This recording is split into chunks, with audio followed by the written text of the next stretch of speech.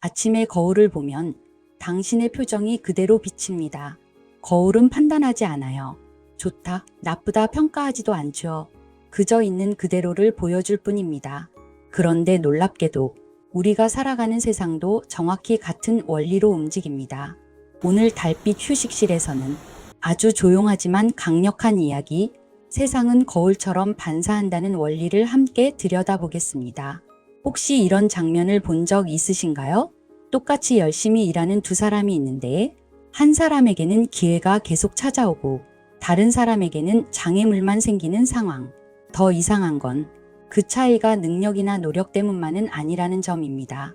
오히려 더 성실하고 더 꼼꼼한 사람이 더 힘들어하는 경우도 많죠. 그렇다면 대체 무엇이 이 차이를 만드는 걸까요? 세상에는 대부분의 사람들이 놓치고 있는 한 가지 패턴이 있습니다. 그 패턴을 아는 사람들은 삶을 바라보는 시선 자체가 달라요.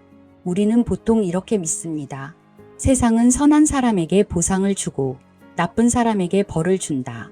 착하게 살면 복을 받고 나쁘게 살면 화를 입는다고요. 하지만 현실을 자세히 보면 세상은 도덕적 저울처럼 움직이지 않습니다.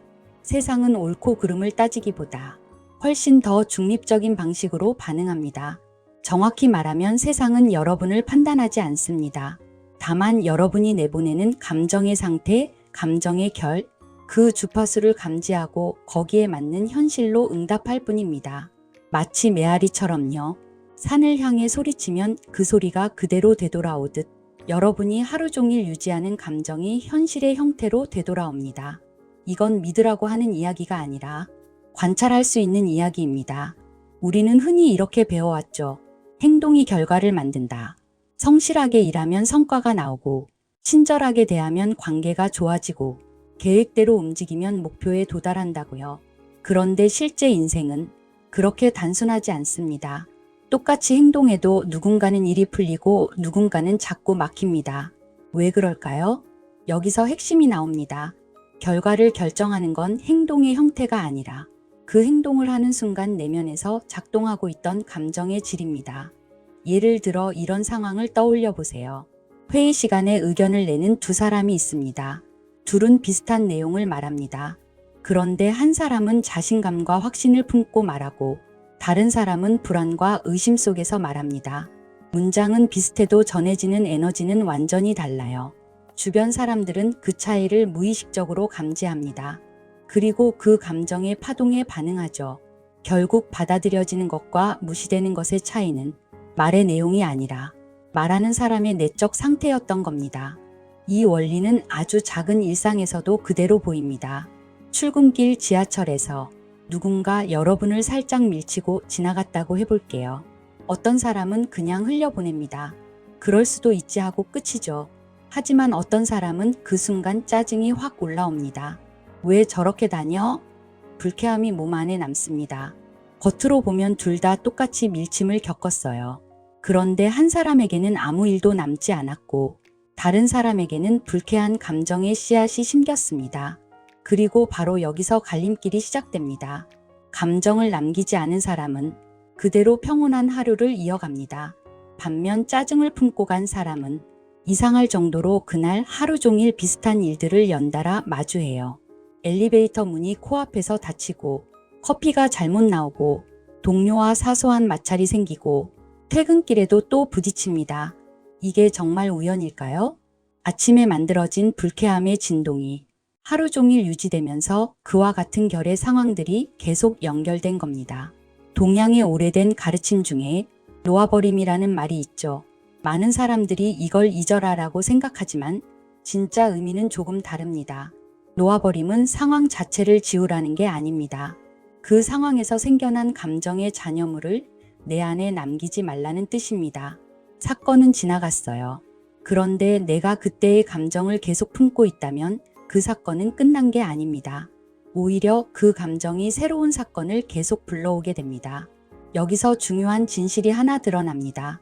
우주는 여러분을 심판하지 않습니다. 옳고 그름을 따지지 않습니다.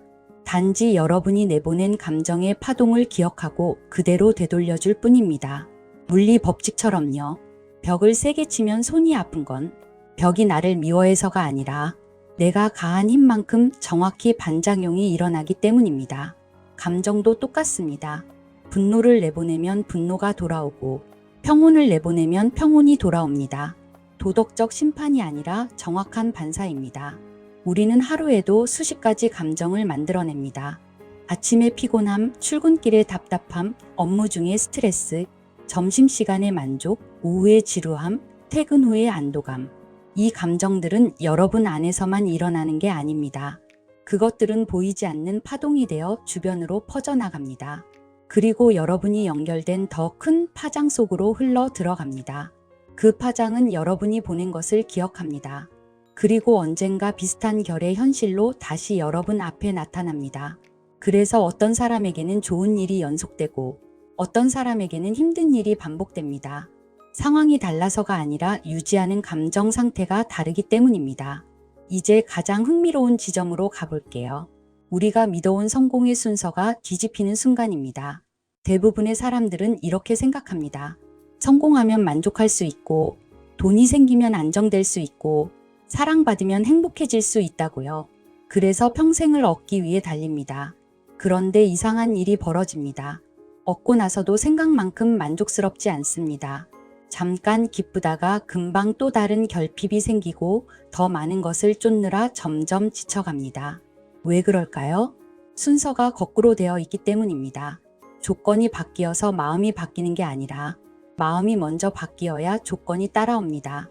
결과를 얻어서 감사하는 게 아니라 감사를 먼저 느껴야 감사할 결과가 나타납니다. 성취해서 만족하는 게 아니라 만족을 먼저 선택해야 성취가 일어납니다. 이게 역순의 구조입니다. 그렇다면 여기서 많은 분들이 이런 질문을 합니다. 그럼 나는 열심히 노력했는데 왜 결과가 없을까요? 나는 기다렸는데 왜 상황이 바뀌지 않을까요? 답은 간단합니다.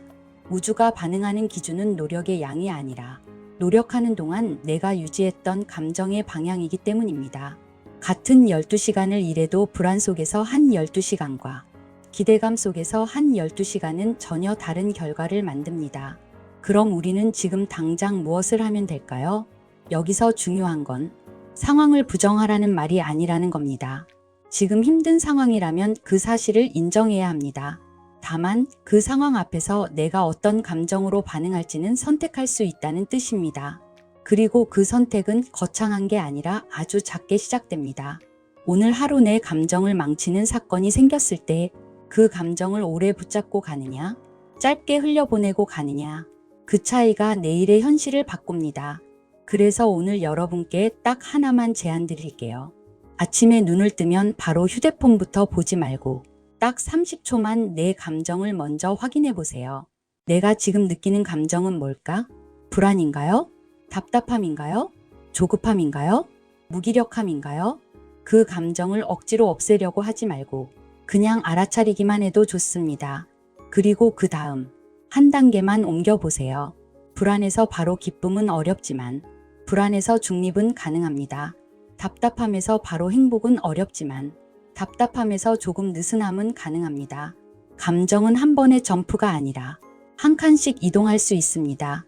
그 한 칸이 여러분의 진동을 바꿉니다. 세상은 거울입니다. 판단하지 않습니다. 다만 반사합니다. 내가 내보낸 감정이 내 삶으로 돌아옵니다.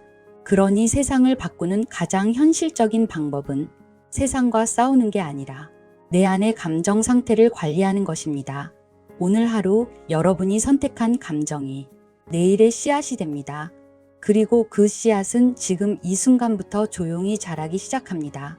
달빛 휴식실은 여러분이 더 가볍고 더 평온한 감정을 선택할 수 있도록 늘 곁에서 함께 하겠습니다. 오늘도 잘 오셨습니다. 감사합니다.